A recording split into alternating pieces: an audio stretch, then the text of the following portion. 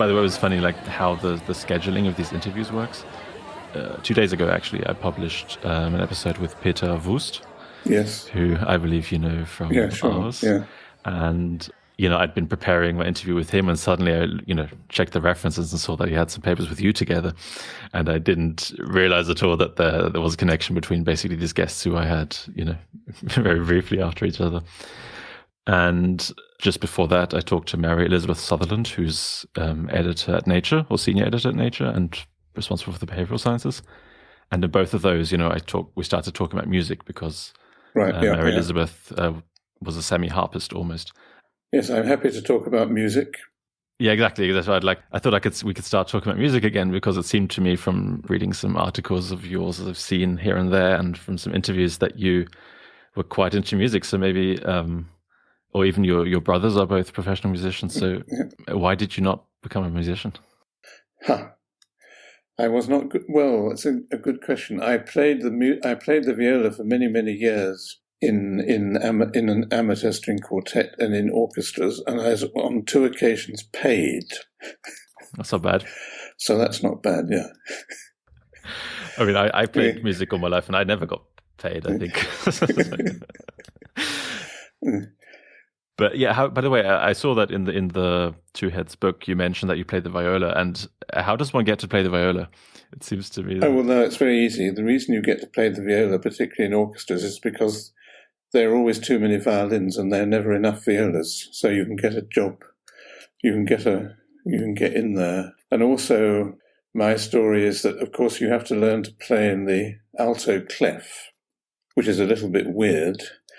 And I claim that because I'm basically a computer programmer, I was able to do this by realizing that if I pretend I'm playing the violin in the 3rd position and add a sharp, right, it works. Yeah. By the way, how easy is it going from violin to viola? Is it really confusing because it's very similar but slightly different, or doesn't really make a difference? No, I think it's not. I mean, the real professionals usually play both, so it's not too difficult. Yeah. Okay. But I know what you mean about orchestras not having enough of those. I played trumpet and double bass, and at first I played trumpet, and then we had this one piece that only was for strings. I said, "Oh, shall I play double bass?" And they're like, "Wait a minute, you play double bass? Play double bass. We don't need more trumpets." And so from then on, I played double bass in that orchestra. But I mean, did you ever entertain any serious kind of hopes for doing music, or was it? No. I mean, my brother Fred was obviously much, much better. I mean, he's a real professional musician, and of course, my father was a semi-professional pianist, and also the sort of research took over, and particularly when I got into brain imaging, there were 2 things. First of all, we used to live south of the river in London, and I had lots of contacts there, but when we moved north of the river, you lose all your contacts, basically. So it's a different city, right? Yeah. So that was part of the reason, but also going to conferences and things, I just couldn't fulfill my obligations properly. Like in terms of practicing and rehearsing? Yeah, exactly. I mean, my wife and I still play piano duets. Oh, that's lovely. As long as there's no one there listening, yeah. So I've always been in the weird position that even though I knew lots of musicians, I never had anyone around to play duets or duos or whatever, which was always a slight shame. So what kind of stuff would you play? Together? Basically traditional. I mean, there's a very nice Czerny book of piano duet exercises, which is quite nice. But there's Clementi and there's Mozart. But our favourite one is Matthias Scheiber wrote a small number of very easy pieces of piano, of foxtrots, blues, and things like that. Yeah. Okay. Have you ever played Ravel's Ma Mère Loire? Oh, yes, that's a little bit too difficult, I think. Yeah. Okay, I guess the first movement is... Yes, we certainly tried. Yes, we certainly tried, yeah. Yes, that's really nice. And Dolly's Suite, of course, but that's... yeah. Yeah. So in the book, you also mentioned that the one of the conflicts you might have would be not to go to a football game or the opera, but to go decide whether to go to Bach or Stravinsky. I was curious, which side are you on that? Oh, well, I know I'm very keen on both. I guess my wife would be slightly more keen on the Bach. Yeah. I see. That's funny when I read that, because I read that basically at the same time that I was interviewing Peter, and we talked about Stravinsky too. This again, this kind of weird parallel. Certainly, when I was 16 or something, I went through the whole of the score of The Rite of Spring and sort of wrote out the themes or something. Yeah. I mean, that's why my grades weren't good in school, because I skipped school and went to the library to borrow scores and read those instead. Last question about music. What's so great about Miles Davis's Kind of Blue? Oh, well, I guess that was the time. I mean, again, that was when I was a student, and it was... But I'm still very fond of it. I would find it very difficult to say why, but it's the... Yeah, I know it's difficult to describe why music is. Yeah. I guess it just is. Anyway, so I guess I wanted to talk mainly today about your book, Two Heads, where two neuroscientists explore how our brains work with other brains. And related topics. So first, I'm really glad that this is the first time I can talk to a real-life comic book hero, which I guess now you can call yourself. Batman, Spider-Man, Chris Frith. Yeah. And I guess, I thought it was really lovely also, like, seeing in a comic book form these people who some of them I've met, most of them I've read of or something like that. It was just really lovely. Yeah. So maybe the first kind of obvious question, why write a comic book? How did this kind of come about? Well, the reason was that Uta and I were given a prize in Paris called the Jean Nicot Prize, and it comes from the École Normale Supérieure. And you have to give 4 lectures in Paris. And what is slightly odd about this prize is that they won't give you the money until you've signed a contract with MIT Press to write a book. Really? Okay. That's a nice prize. But it was a reasonable amount. And anyway, so we were living in the middle of Paris, and you have to go from where we were over the river to the Route d'Ulm, where the École Normale Supérieure is. And the route that we took goes through the Rue Dante, which anybody who's into graphic novels will know is a road in Paris entirely full of shops selling graphic novels. And of course, the French and the Belgians for that are much more into graphic novels. And you can't just get Spider-Man, you can get Proust as a graphic novel in these. Okay. How's that? Did you read that? Or I've never done that. Okay. And so we thought it would be really much more interesting to write a graphic novel about all this stuff. Or at least, that's the wrong term, to write it in a graphic form. We can't really call it a novel, I suppose, a graphic non-fiction. And the other reason, of course, is that our son Alex is a professional editor for Usborne's, he writes children's science books, which are mostly in graphic form, and he basically finds the artists and does the storyboarding and is a keen graphic novel fan. So through him, I've read every issue of 2000 AD or something like that this year. And we talked to him, and he thought that was a jolly good idea. And we used some of the prize money to get some examples from various possible artists, and we chose Daniel Locke, who is wonderful. And that's how it started off. And it's basically, the work is by Alex and Daniel, and the way it's finished up, as you say, we're just the heroes, as it were. And the way it's done, the way that it's so very biographical is due to him, Alex, that is. And we were worried about this, and we said, we're not so happy about it being so much about ourselves. And he said, don't worry, that's very standard in graphic novels, and it's fine as long as you come out in a bad light. So. Yeah, exactly.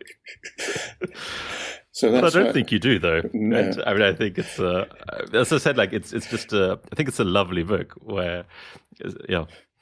But meanwhile, of course, we had to write the proper text academic book, which we finished at the end of. It was due in June 2016. We finished it at the end of last year, on December, the last day of the year.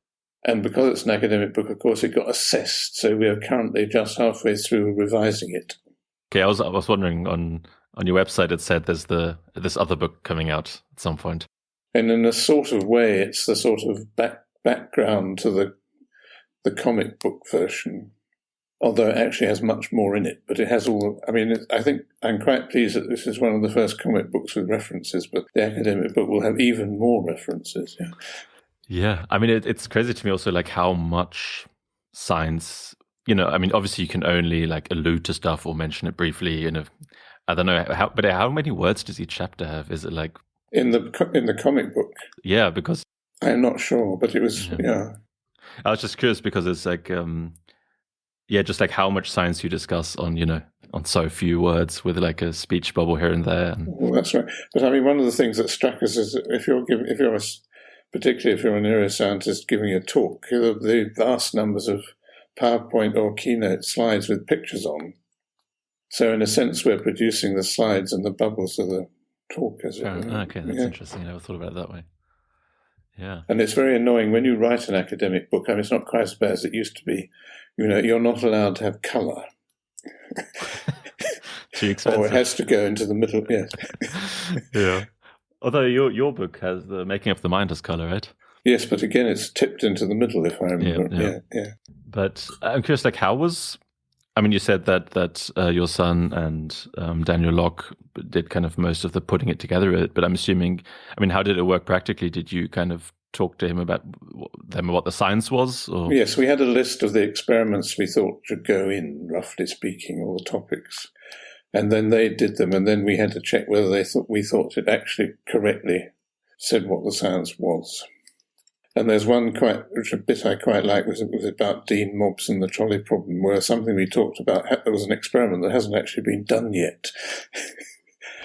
Still, I don't know whether it was our idea. I don't know whether he'll take it up or not. But okay. Wait. So I thought the experiment had been done by. Oh, no.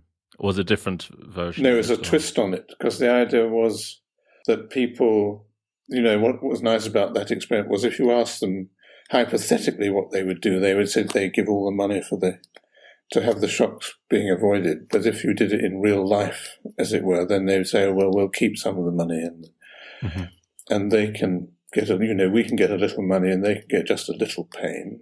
And then we discussed, and in the other book also, this business about, are we basically selfish or are we basically altruistic? And this is, at least in relation to our in-group.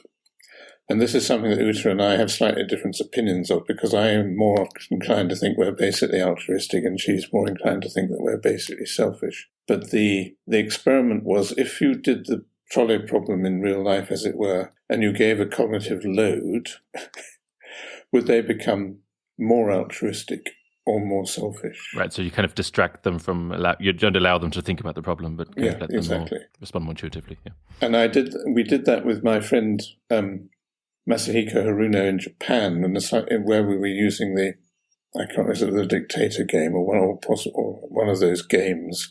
And there we found that if we distracted people, the pro-social people became more pro-social, and the competitive people became more competitive.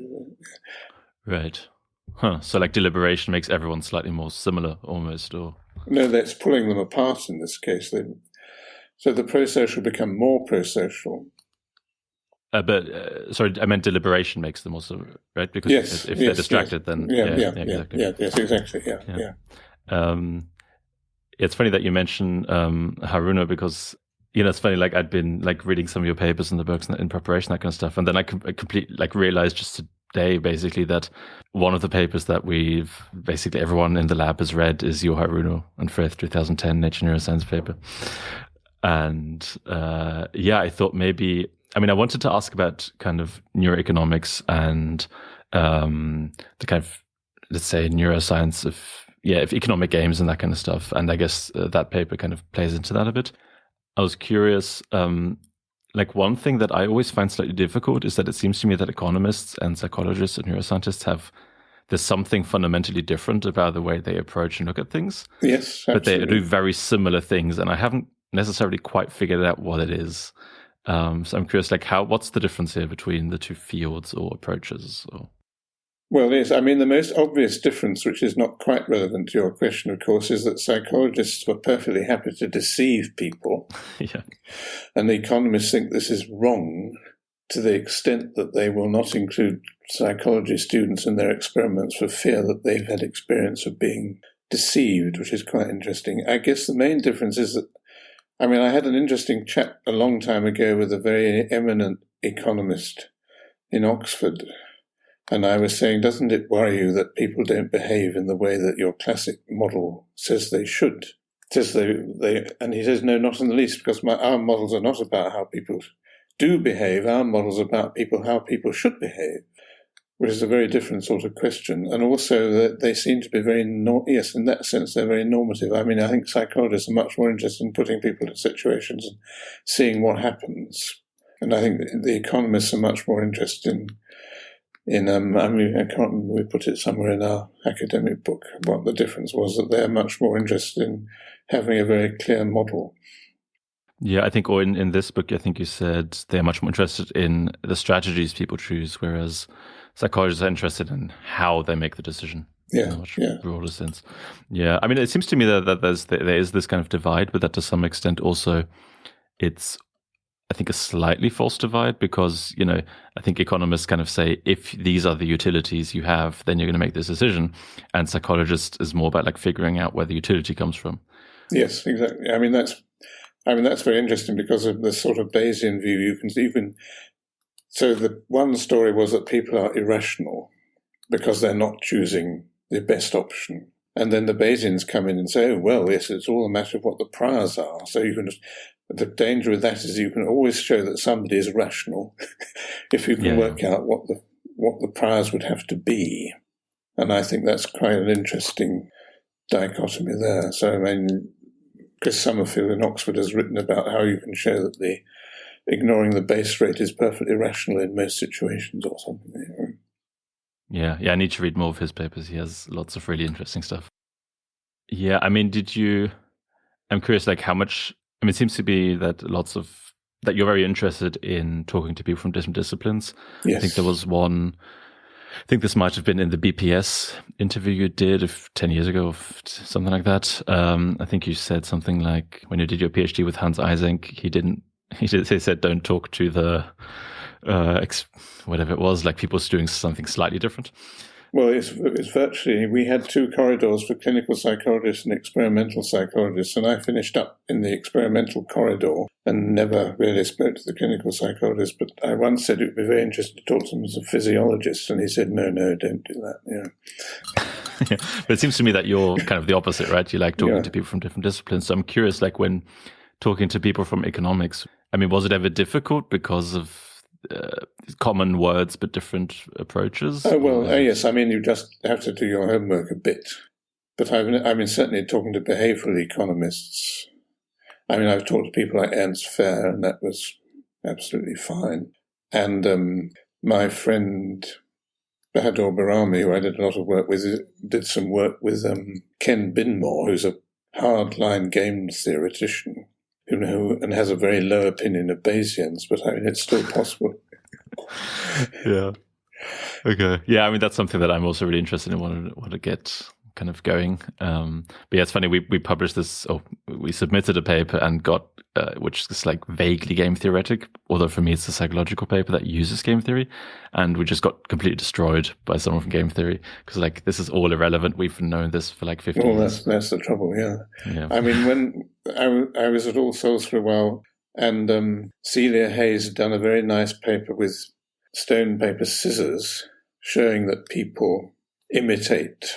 You can't suppress your tendency to imitate, so it's you bad. Do rock, then I more likely to do rock the next one. No, more or less at the same time, because you can see it happening out there. Oh, I see. Okay. I mean, that's how you must have seen. There's this wonderful Japanese video of a computer that can beat everybody at stone, paper, scissors, and that's because it can recognize what it's going to be so quickly. So just from like seeing what you're going to do, or yeah. Okay. There was there's a different game I thought you were going to mention, which is this is related more to volition, which I guess we'll talk about later. And unfortunately, I don't know what it is. I have to ask Aaron Schorger again, but he showed it to me once, which is this game where you have to choose A or B. You just press between two buttons. And basically, if the game predicts correctly what you're going to do next, then you win. Then it wins. And if you can fool it, then you win. And it's just impossible to beat that thing. That's the hide and seek game, effectively. Yeah, but it's just like, it's funny, like how difficult it is to basically not be correctly predicted. Well, that's right, yeah. But Celia Hayes had published this paper, and then there's somebody else that also was at the time, Vince Crawford, who's a hardline game theorist, and he said, no, this was all wrong, you hadn't done it properly. So they had to do it again properly with, big rewards and only two possibilities, which you have to do, turning it into the... But they were using hand movements, so you could still get the imitation effect. And they got exactly the same result, I'm pleased to say, yeah. That's good. Yeah. I could talk a bit more about interacting with widely different people and escaping from Eysenck and so on. I mean, the first thing that happened is I went into a group studying schizophrenia, and there you had no choice but to interact with widely different people because it was a sort of biological psychiatry unit, and it had one or two people from each of the possible disciplines: psychology, neuroanatomy, comparative psychology, biochemistry, which then turned into molecular genetics. So we were having coffee every day with 8 different disciplines or something. And then brain imaging is very similar, because when you go into brain imaging, you need a physicist, you need a neuroanatomist, you need a psychologist to think about what tasks to do, and you need Carl Friston to work out how to analyze all this data. So it's handy to have him sitting around. And of course, when I went to Aarhus, one of the main reasons for going there was precisely because we were then started off as an interacting minds group, but the head of it was an anthropologist who got into brain imaging. And then there was, of course, Peter Wust, who's a double bass player. There were political scientists. We had the people from the theology department were involved in that. And in fact, fascinating, the one group that was not interested in Aarhus were the psychologists. Really? Why not? They seemed to be very much self-contained, and they were mostly training, people who were going into, applied psychology of various kinds. So it was and less interested in research. I mean, I've always been into research for research's sake. Rather than but I guess you did start off working in directly with patients, right? Yes, I mean, I trained as a clinical psychologist, but at that time, that was my way back into research, having not got a good enough degree. Why not? I don't really know. Not studious enough, or probably not studious enough. Nowadays, of course, it's completely the opposite. And if you want to get into clinical psychology, you have to get a PhD first or something like that. But and they very rapidly decided that they said, yes, you're jolly good, but we think you shouldn't see patients. You should be doing research. Do you think that was the correct? Yeah. Okay. Yeah. I mean, you mentioned I think in the book again that you said something like, the happiest years of research for me was those years working directly in the hospital. Yes. I think you mentioned it somewhere. I'm curious why. What was? The reason that was when I was with the MRC. It's partly because we had all these different people, who I was closely collaborating with from all these different disciplines. But at that point, we were studying schizophrenia, and the wonderful thing about it was that my lab, so called, was in the middle of the acute psychiatric unit. It was very funny because it was specially built for us, and they built a lab, and they assumed that a lab has to have gas taps and funny water taps with benzene. You mean almost like a chemistry, a chemistry lab, wet lab or something? Yeah. And that meant, of course, that I had extraordinary access to patients. I mean, to the extent that, of course, being a patient is extremely boring. So they'd come and knock on the door and say, "Have you got anything to do?" Yeah. So we did some great work. And then, of course, we moved eventually, which we'll come back to no doubt, to the Institute of Neurology. And it became quite impossible to see patients. Just practically? Just practically. But I mean, I think they had 3 psychiatric beds in the whole place or something like that. Yeah. Right. Yeah. So, I mean, was it just the ease of getting participants, and in this case, even an unusual population. Yes, getting a very unusual population. We were able, because drug trials were going on at that time, there was often you would have a placebo arm, so you could actually see drug-free patients, which is almost impossible these days. And I guess some people think it's unethical, but I'm not convinced about that. Yeah, so I guess it seemed to me like when I see people who do clinical work or work with patients, it always seems to me that there's so much like administrative stuff, and getting the patients is really difficult. So I guess basically you had all of that largely taken care of. And well, that's right, because my main collaborator there was Eve Johnson, who was a psychiatrist who basically run the unit. And if you want to get patients, you really have to be working with someone like that who is keen to be doing that sort of research. Yeah. I mean, so how do you, it's funny that to me that, I know you mainly from your work at UCL, at the FIL, and, social neuroscience, et cetera, but, you had like these 20 years or whatever of schizophrenia research before that. I'm curious, like, how and why did you make that shift from, I think you said also this was Hammersmith Hospital first or something, which is, right, quite far away within London, but quite far away from Queen Square. Yes, well, that's the trouble with London. The reason, basically, the schizophrenia unit did extremely well, but it came to the end of its life in various ways, and they actually, for complicated reasons, mainly political, we were in something called the Clinical Research Centre in Northwick Park Hospital, which had about 20 different MRC research units in it. And they decided to close the whole thing down, as I say, mainly for political reasons. And we had to decide what to do then, and the unit was effectively disbanded. And at the last part of the time on the research on schizophrenia, we started doing scanning. So I think we did the first CAT scan, as it was in those days, of patients. And then we also were doing some gamma scanning with gamma cameras and things. What's that? It's one of the very early cameras that's looking at radioactive substances. So again, like you give a radioactive trace to that's patients. right, yeah. Okay. But it's a very primitive one where you just have a thing that goes round and round. But we also did a very early PET scanning study, and you could only do that at the Hammersmith Hospital. And so when we came to be disbanded, one of my options was to go to the Hammersmith Hospital and join the cyclotron unit, as it then was, which was extremely exciting because this enabled me to do PET scanning when it actually first became known and possible. So when was this, roughly? This was in the 70s.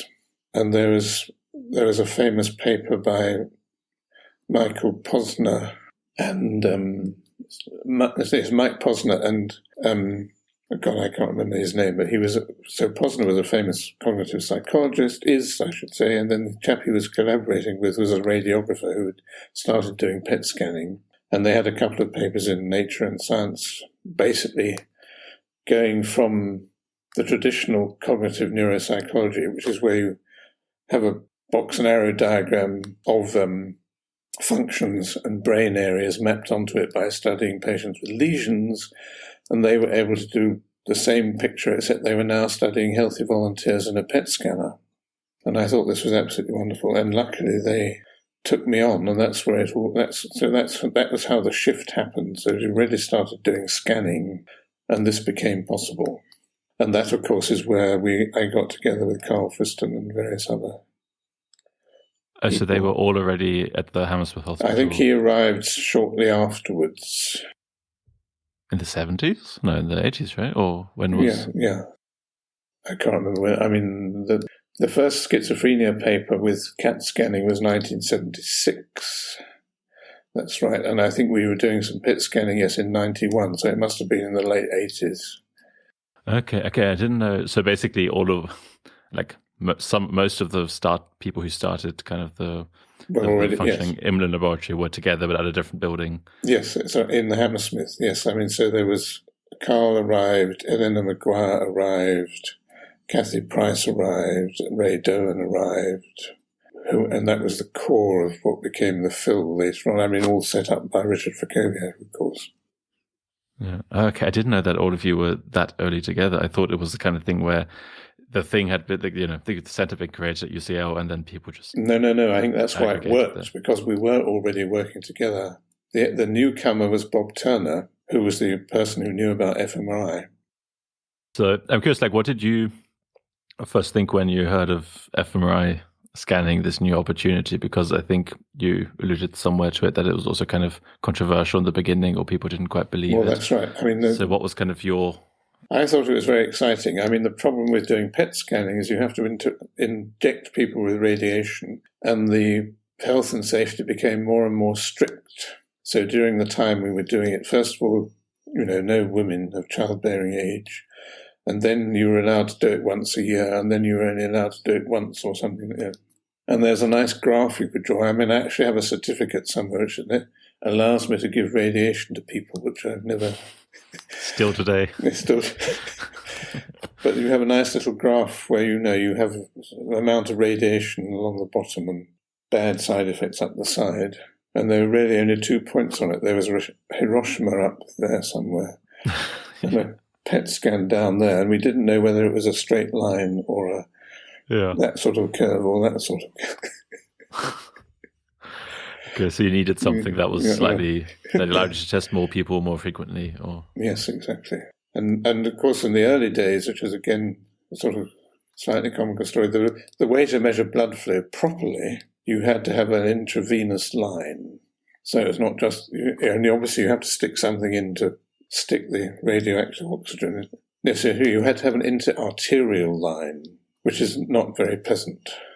Like in your head, or just anything? No, into the arm, but it has to be into the artery rather than the vein, which is much more dangerous. And another of my boasts is that I have personally had an interarterial line inserted by Carl Friston, who of course started off as a psychiatrist and medic. Yeah. Did he do a good job? He did a good job, but he rapidly proved that you didn't need to do this. You could get just as good an answer. Yes, the problem with fMRI in the very early days was that people didn't quite know what to do about movement. Mm-hmm. Like head movement of... Basically head movement, which is very difficult to stop. And the political problem was that we had the cyclotron unit, which was doing PET scanning, and then next door in the Hammersmith there was the MRI unit that was doing structural MRI.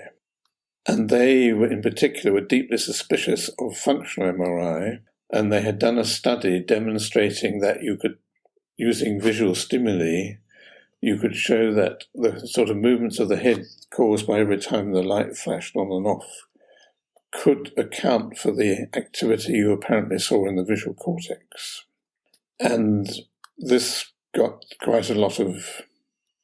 some people believed this. And certainly the MRC was very worried about this.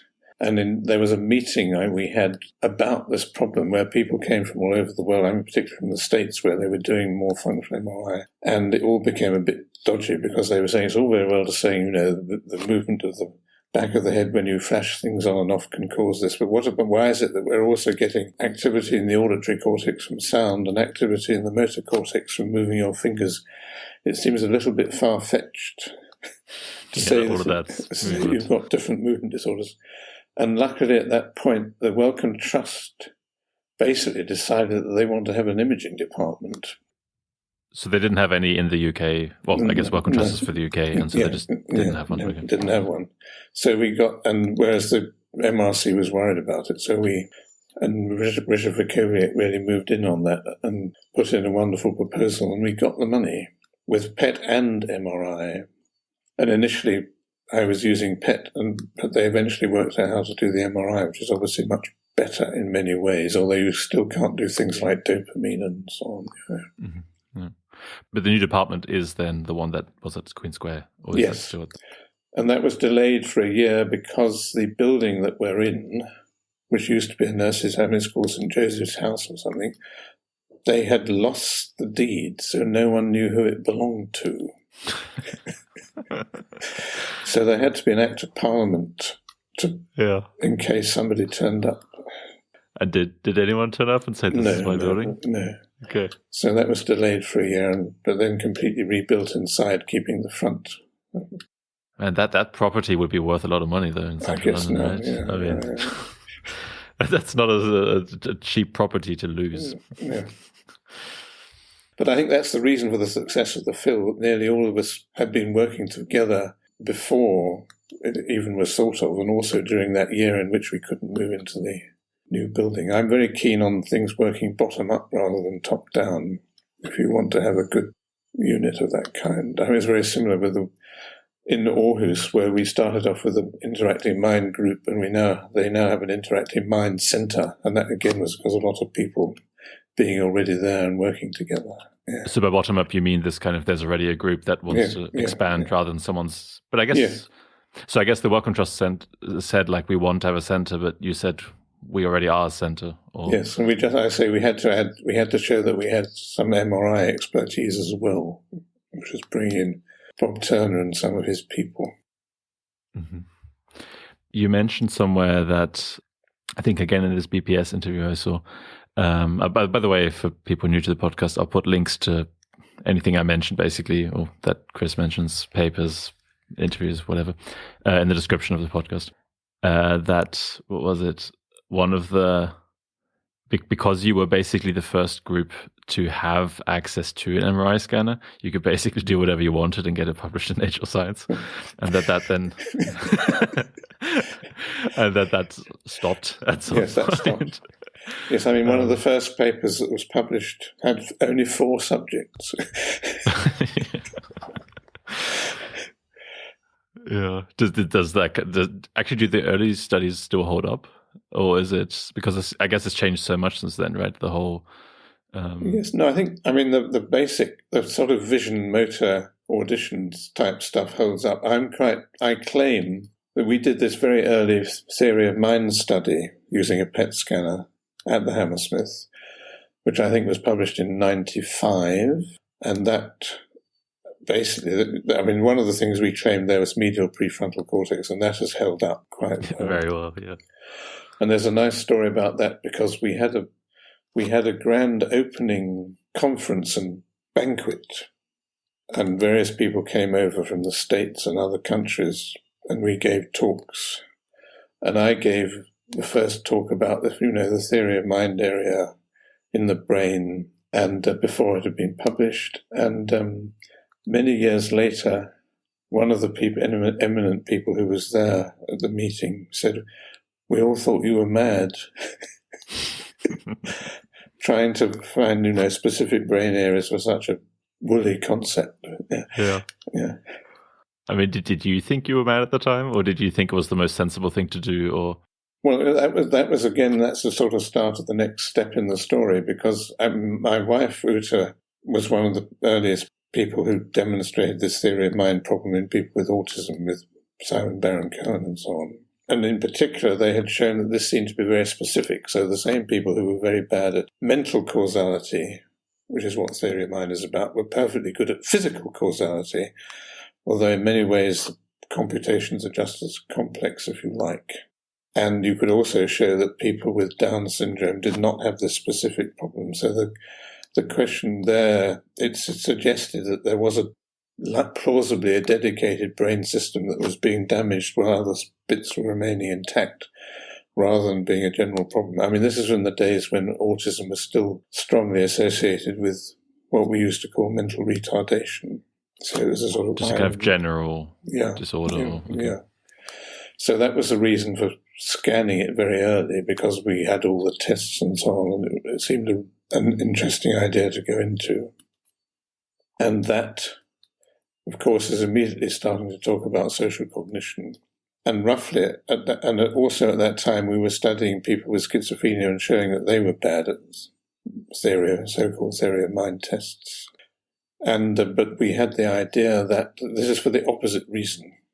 So you could say that the people with autism treat people as if they don't have mental states, or they can't work out what they are, whereas the people particularly people with positive schizophrenia and paranoia, think they do have mental states, but they make the wrong inferences about them.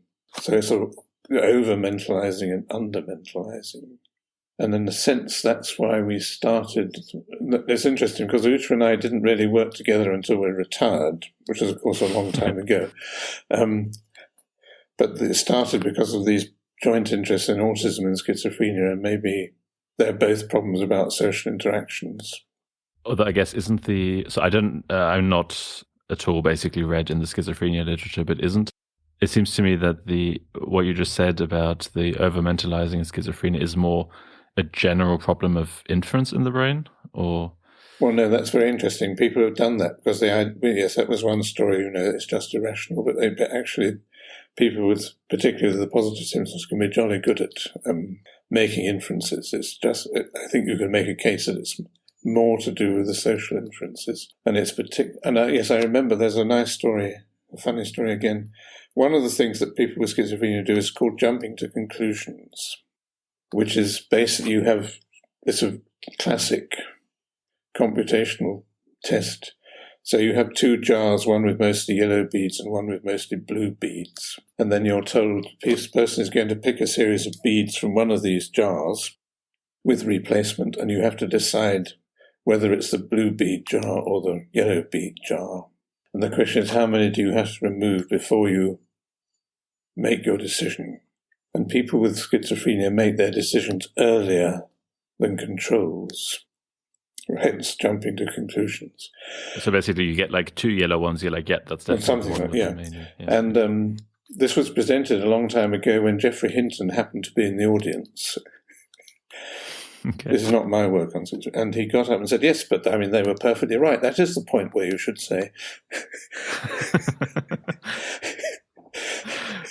So it's the controls of being too cautious. Yeah. Right. I see. So he basically pointed out, like from a computational perspective, they were actually just correct, whereas everyone else is okay. And a friend of mine did a sort of similar thing. He was doing the 3-card trick. Anyway, you have these 3 cups, and there's a ball hidden under one, and you constantly move it about, and then people have to try and find the ball. And of course, what you've done is there isn't any ball anymore. And his question is, how long do people go on before they realize that there isn't a ball anymore? And he said he's shown that experimental psychologists go on much longer than clinical psychologists.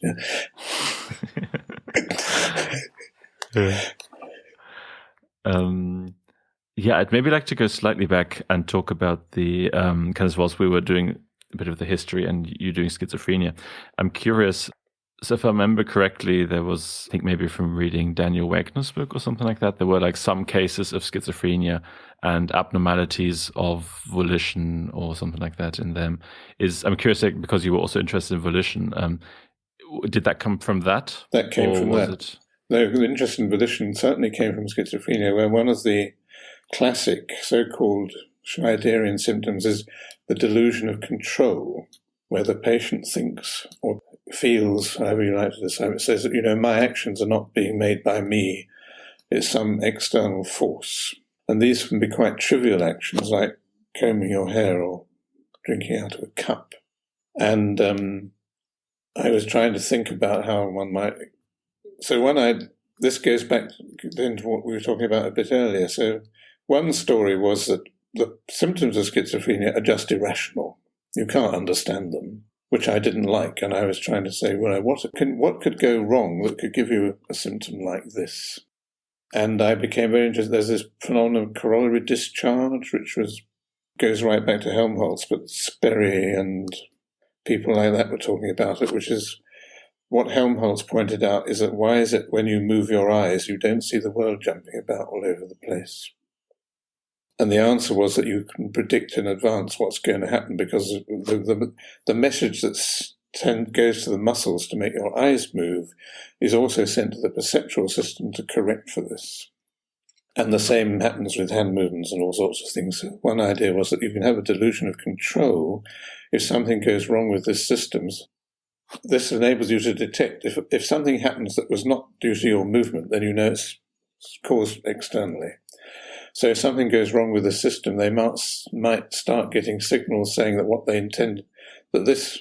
they're seeing is not connected properly to their movement. No, somebody else thought about this just before I did and published it, which is a bit sad, Owen Feinberg. But anyway, I came up with that idea, and then we did some experiments that seemed to show that this indeed might be the case. And eventually it led to the tickling experiment, which Sarah Jane Blakemore did. Because the idea is the reason you can't tickle yourself is because you can predict from your movements exactly what you're going to feel. And it had been shown that this is probably true because if you break the connection, you can start, it feels much stronger. And Sarah Jane did this thing with Daniel Wolpert where you have a robot which you're tickling yourself through, and if you put in delays of 200 milliseconds between your movement and the feeling, you start to feel it more. Which is really not that much. Yeah. Which is not that much, and it's sufficiently short that you don't notice the delay, interestingly, yeah. Consciously. And then she did the same thing with schizophrenic patients and showed that, yes, indeed, the ones who have delusions of control can tickle themselves. And that's where that came. I lost the original question, but that was... it was basically whether your interest in volition came from... I guess, interacting with the patients and whether that was like a common thing you saw. But, I mean, that again leads you straight into the question of volition because... in a sense, you know it's you. That's how you distinguish between your movements and other things happening in the outside world because your predictions of what's going to happen work. So if your predictions of what's going to happen don't work, then you would start saying it wasn't me that did it. So this was the delusion of control where you lose your sense of volition because of this feedback system is the idea. Oh yeah, by the way, a really random question that I have like lots and lots of really random questions because especially in the book, there's just like occasional things you throw out without explaining it. But why did you start walking with a limp when you started walking with Marc Journal? Oh, because he has a limp. And so you just accidentally imitated. Yes, I think it's because the steps are no longer equal. So if you're trying to keep in step with someone, you will automatically adopt the limp, the effect of the limp. Yeah. Did he think you were making fun of him? No, I think he doesn't notice. Okay. Or he's just used to it. I mean, we had a similar story with somebody we went to visit in hospital who'd had throat cancer and he could only whisper, and we all start whispering. He got very annoyed with us. Yeah. But yeah, I guess like especially whispering is such a social signal to like turn it down because whatever you have to be quiet. Yeah. I have the overarching question kind of that I'm asking is basically career advice for people like me, people who say, well, Chris Frith definitely had quite an impressive career, and I'd like to have as many findings as he had, or at least there's a lot I can probably learn from you. So that's kind of the overarching question. Yeah, maybe to kind of make this slightly more specific. I mean, so you mentioned one thing in the book, the difference between explorers and exploiters, and that you and Uta see yourself as explorers, at least in science. Maybe can you first talk about that distinction there? What exactly you mean by that? Kind of what are explorers and what are exploiters in? Well, no, I mean, the classic version, as I'm sure you know, is the exploiters do what is best from what they have learned so far, and the explorers always wonder whether there's something out there that would make them behave differently, which they haven't found out yet. And I always talk about the bees, so only when you're searching for food, if you know where the food is, you exploit that and you go there, but there's always the danger that it will run out and then you won't know where to go. So you need the explorer bees who are constantly looking for new food sources. And I think that's really, it's all about whether you just use the information you've already got or whether you want to find new information. And I guess that would be the sort of equivalent in the science field.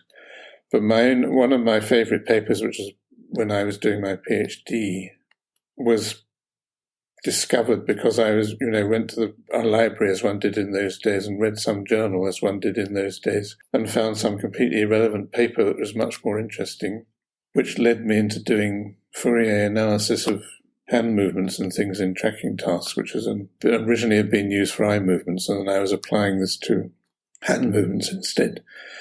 And I guess that was, the sort of example of exploring. And I guess from then on, I was always interested in not doing quite the thing I was supposed to be doing. Yeah, I know that feeling. I sometimes annoy my supervisor, I think, by saying in the first year of my PhD, I once spent 2 days reading a law review article and telling him about it. It's that's very good. You seem to be very interested in this law review article. What does that have to do with what we're doing? But I think that's much more difficult to get away with the problems in getting grants and so on. Because, I mean, I was very lucky in the first 10 years of my post-PhD work. I was on 1-year contracts, which the people... Was that stressful? No, I mean, I wasn't collecting them. The head of the department was collecting them. But did you know, like, basically every year, it's like, I might have to find a new job? I sort of vaguely knew that, but this was in the idea of the days, of course, when the universities were rapidly expanding and jobs were easy. And then I moved to the MRC, and at that time, you had these units which basically belonged to the director. So once you were in a unit, you didn't have to do anything. The director did everything in terms of getting money. Yeah. So I was very lucky in that sense. But I certainly always wanted to go slightly off-field. And as I said earlier, that was one of the reasons for going to Denmark, because we were interacting with all sorts of different people there. And I now have a desk, of course, in the philosophy department at Senate House. Yeah, it seems to me, especially in Aarhus, or however it's called, or Aarhus, that it seems to me at least from the kind of stuff that I'm interested in, that they are also much more collaborating with people who psychologists usually, the kind of psychology I read, usually don't collaborate with, because I guess we're used to like lots of interdisciplinary stuff, like with computer scientists, biologists, physicists, mathematicians, whatever. But I rarely meet someone who's worked with someone from the humanities. Right. Yeah. I feel like that's much more rare, at least in the kind of computational neuroscience stuff that I read. Yeah. Yeah. I mean, I've just finished, but I was for the last 5 years. I was chair of this Apex committee, which has a very small amount of money from the Leverhulme Trust, which is specifically aimed at interdisciplinary research, which has to bring together I can't remember the Royal Academy of Engineering, the Royal Society, and the British Academy, which is the humanities side. So they have to be collaborations between at least 2 of these 3 academies to get the money, although you only get very small amounts of money. And we did do fairly well. We get quite a few who go across all 3 academies, and we get quite a few between the British Humanities and Royal Society. Last time we didn't get any between the Humanities and the Engineers, but we would like to.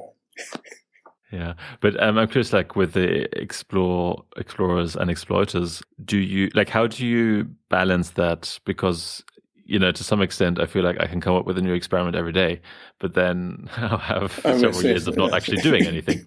So how do you do that? You just at some point say I have to decide on something and then finish it? Yes, you have to.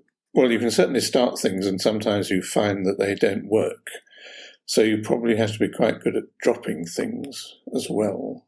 And I guess you have to be lucky in choosing the right ones and have a nose for when it's actually going to work. How do you get that? Just by experience? I guess it's by experience and feels of things. But I would certainly say you should always be a subject in your own experiments, because you get a much better idea of what's really going on. I mean, I'm always worried about, do these people who are doing the experiment think it's the same experiment that you do? Yeah. Often not, yeah. Particularly if you're working with patients, yeah. And you need lots of maths. Yeah, I was going to ask, what's some skills everyone should learn? I mean, in the other interview with the BPS, I think you mentioned maths and programming. Yeah, because I got into programming in 1965 or something, when we got our first Link 8 computer. And I did maths as a student a bit. So I used to be the person who did the maths in the unit, as it were, until Carl Friston came along. And then he took over. Yeah. So what were you then? If you weren't the person who did the maths anymore, what was your... I was the person who suggested to him tried to persuade him to do impossible things, which he then... did. Yeah, okay.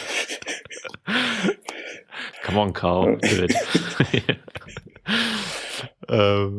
But I mean, I definitely agree with the maths. It also feels like I wish I'd started it earlier and did it more consistently. I mean, I'm not naturally particularly interested in it. I think I can be interested in maths for about 5 minutes and then I just get vaguely bored. But no, I guess I still have this. I'm not so much these days, but I certainly had an obsessive interest in data and looking at data and doing things with data, which is, I guess, where the maths comes in and the programming. So yes, when I retired, I wanted to learn MATLAB programming. I did manage to write a program that will play stone, paper, scissors or hide and seek or something with you at various levels of sophistication. So that was... Oh, wait, but what language were you programming in before that? In MATLAB. Oh, I thought you said you learned that when you were... Oh, yes, before that. I started off in Fortran 4. No, the earliest stuff was in machine code. There weren't any of that. Then Fortran 4. Then a bit of BASIC, and then C. C++ I could never understand properly. So was that the stuff that was... I was curious, like, especially like in the 80s and 90s when you do neuroimaging, was that kind of stuff with... Well, that's where Carl came in. Okay, because I guess SBM was in MATLAB from the beginning, right? Or... Yes, yeah. Yeah. And yes, I mean, if you're going to do brain stuff, you really ought to know a bit of neuroanatomy, and that is still very weak in my case. And we depended on people like Dick Passingham, who actually knew about neuroanatomy. Yeah, so neuroanatomy, programming, and maths.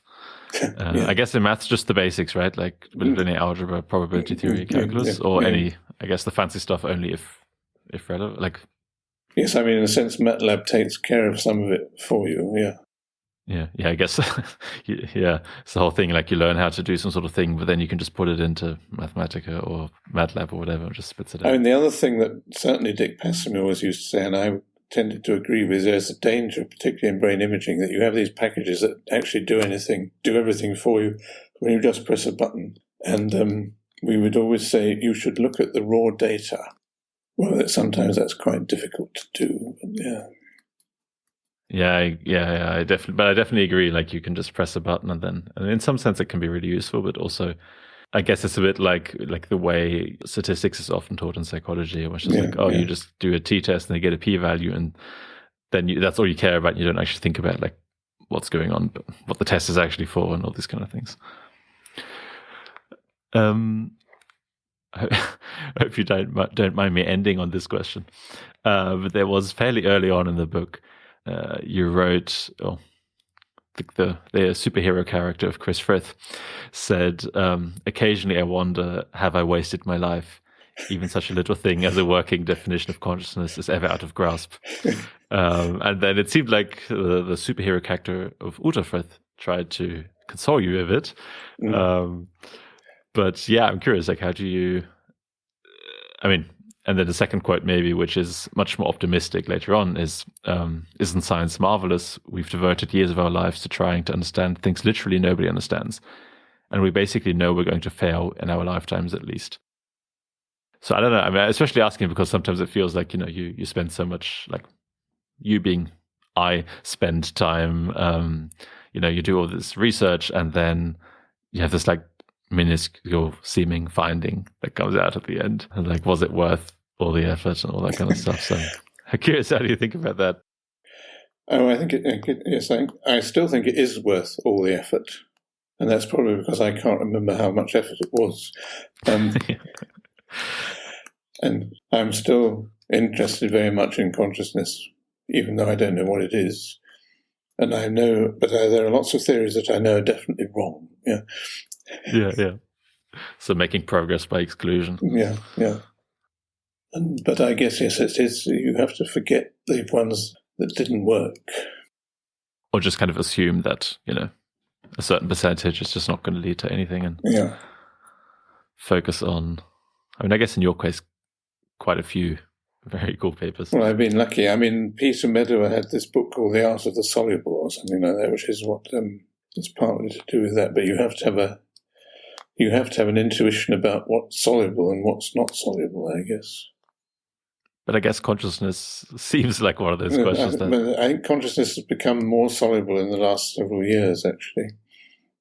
So almost like the unsoluble can become soluble if you just hack at it long enough. But usually you achieve this by redefining what it is. Yeah. Right. Because in the olden days, life and consciousness used to be much the same thing, as far as I could see. I mean, I'm always fascinated with Frankenstein's monster in the original Mary Shelley version. Is it hyper-conscious and very clever? Yeah, I actually read that like a year ago or something by chance, yeah. Yeah, It's a weird book. Yeah. It's a really weird book.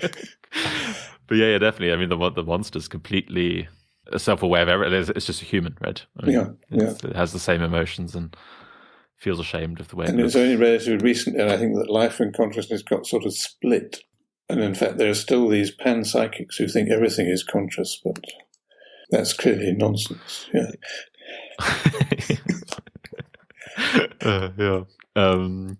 Actually, whilst we were just talking about books, one thing I wanted to ask is, it said early on in your book, you say you were really into 1960s sci-fi books and detective novels.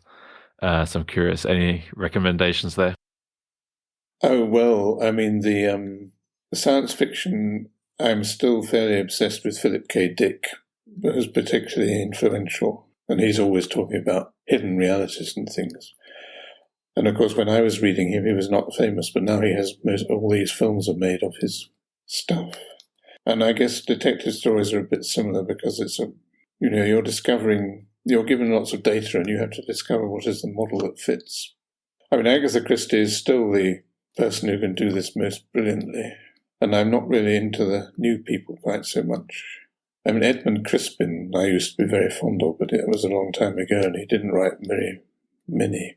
What's a book there? I'm not familiar. They're detective stories, but the detective is an academic, of course. Yeah. Yeah, I feel like with Philip K. Dick, I mean, you said like he's the guy who wrote what's it called, Do Android Sheep? Yes, Do Androids Dream of Electric Sheep, yes. That way, yeah. Yeah, I feel like, and that was the basis for Blade Runner, right? Yeah.